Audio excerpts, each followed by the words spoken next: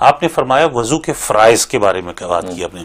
وضو کے کیا فرائض ہیں، اور اس میں آپ نے جس طرح کہا کلی اور وہ ناک میں پانی ڈالنا یہ سنتیں ہیں، تو کیا فرائض ہیں اور کیا سنتیں ہیں وضو کی؟ اصل وضو کے فرض 4 ہیں جی، پورے چہرے کو دھونا، جی، یہ ایک کان کی لو سے دوسری لو تک، اوپر ماتھے سے لے کے نیچے ٹھوڈی تک، یہ چہرہ کہلاتا ہے جی، تو فغسلوا وجوہکم قرآن نے کہا اپنے چہروں کو دھو، پھر ایدیکم اپنے ہاتھوں کو دھو، ہاتھوں کو یہاں سے لے کے یہ کونیوں تک یہ پورے ہاتھ دھونے، یہ دونوں ہاتھ دھونا، یہ دوسرا فرض، اور پھر اس کے بعد تیسرا فرض مسح کرنا،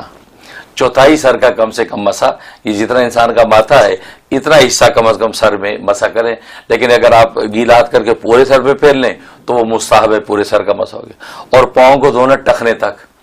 یہ 4 فرض ہیں اس کے، کہ ان 4 فرائض کو اس طریقے سے پورا کرنا ہے، اور باقی اس کی سنتیں ہیں جس میں کلی کرنا ہے، ناک میں پانی ڈالنا، کان کا مسح کرنا، گردن کا مسح کرنا وغیرہ وغیرہ، انگلیوں کا خلال کرنا، یہ اس کی سنتیں ہیں۔ لیکن میں نے جیسے بتایا کہ اس سنتوں کے پیچھے بھی حقیقتیں ہیں، جیسے پہلی 3 سنتوں کی میں بتائی، وہ اس کے پیچھے بھی حقائق ہیں، لیکن وہ نبی پاک صلی اللہ علیہ وسلم اس کو بیان نہیں کیا کیونکہ ضرورت نہیں ہے، مقصد ایک کام ہو جانا چاہیے، لیکن اصل فرض تک پہنچنے سے پہلے میں نے بتایا وہ سنتیں اس لیے کی گئی ہیں تاکہ جو ہے انسان جو اصل فرض پر پہنچنے سے پہلے پانی کی ویریفیکیشن کر لے، اب وہ طہارت ہو کھاتے ہیں، کھاتے پیتے ہیں، لیکن وہ کہتے ہیں یہ ہمارا ملک نہیں ہے، اگر وہ انوائرمنٹ میں کوئی پولوشن پھیلا رہے ہیں، اگر کوئی موبل آئل ہے وہ سڑک پہ پھینک دیتے ہیں، اگر کسی اور جگہ گندگی محلے میں گرا دیتے ہیں، وہ کہتے ہیں کیا فرق پڑتا ہے، ہمارا تو ملک نہیں ہے،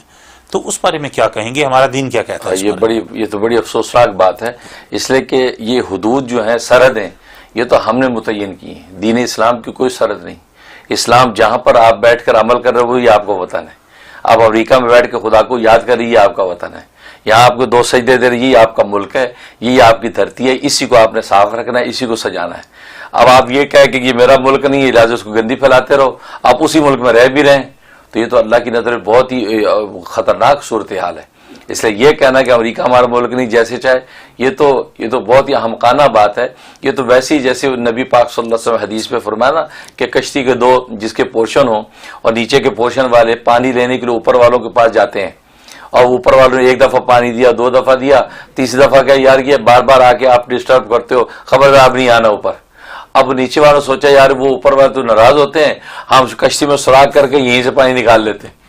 اب وہ سراغ کریں گے تو نہ صرف جو وہ ڈوبیں گے اوپر والے بھی ڈوبیں گے، سارے جائیں گے، تو اگر یہ آلودگیاں پھیلے گی، وائرس پھیلیں گے، بیماریاں پھیلیں گی، تو صرف یہ امریکن بیمار نہیں ہوں گے، آپ پہلے ہوں گے،